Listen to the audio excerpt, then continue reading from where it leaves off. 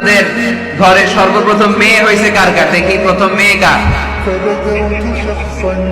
মাশাআল্লাহ। আমারও 2 মেয়ে, আপনারও 2 মেয়ে।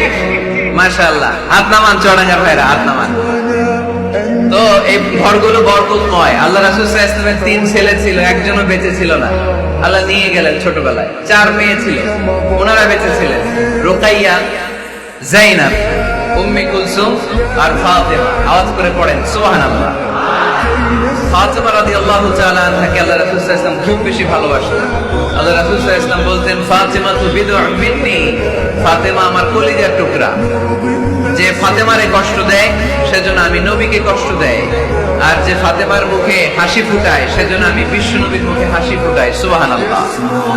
রাসূল সাল্লাল্লাহু আলাইহি ওয়াসাল্লাম কোন সফরে গেলে সব শেষে ফাতেমা রাদিয়াল্লাহু তাআলা আনহার সাথে দেখা করে যেতেন।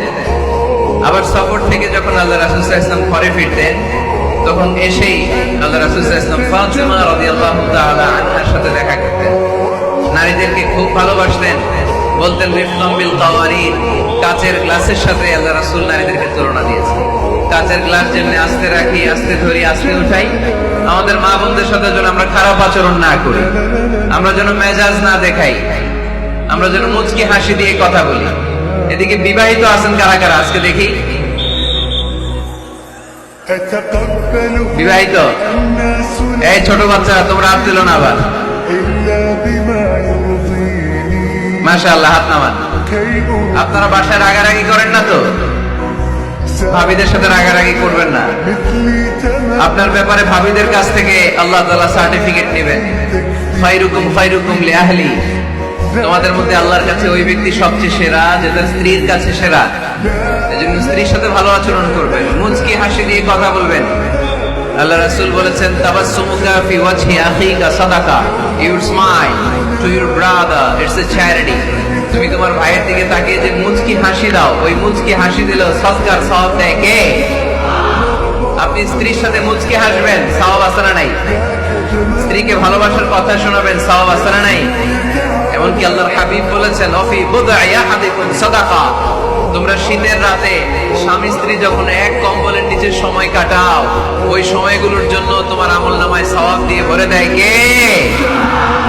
এজন্য আজকে থেকে মুচকি হাসি দিয়ে কথা বলবেন, আগে সালাম দিবেন। স্ত্রীকে আগে সালাম দিতে রাজি আছেন তো? আল্লাহ রাসূল সাল্লাল্লাহু আলাইহি ওয়াসাল্লাম ওনার স্ত্রীদেরকে আগে সালাম দিতেন। আম্মা জান আয়েশা বললেন, এত বছর বিশ্বনবীর সাথে সংসার করলাম, একদিন আল্লাহ রাসূল সাল্লাল্লাহু আলাইহি ওয়াসাল্লামকে আমি আগে সালাম দিতে পারি নাই। মাঝে মাঝে লুকিয়ে থাকতাম যে আজকে আগে সালাম দেব।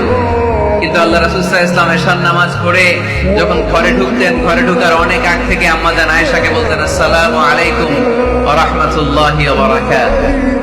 এজন্য আমরা যেন বেশি বেশি সালাম দেই। তো একজন নারী বরকতময় কিনা আমরা বুঝবো তার প্রথম সন্তান যদি কন্যা। তার মানে কন্যা আসলেই ঘরে বরকত আছে না নাই?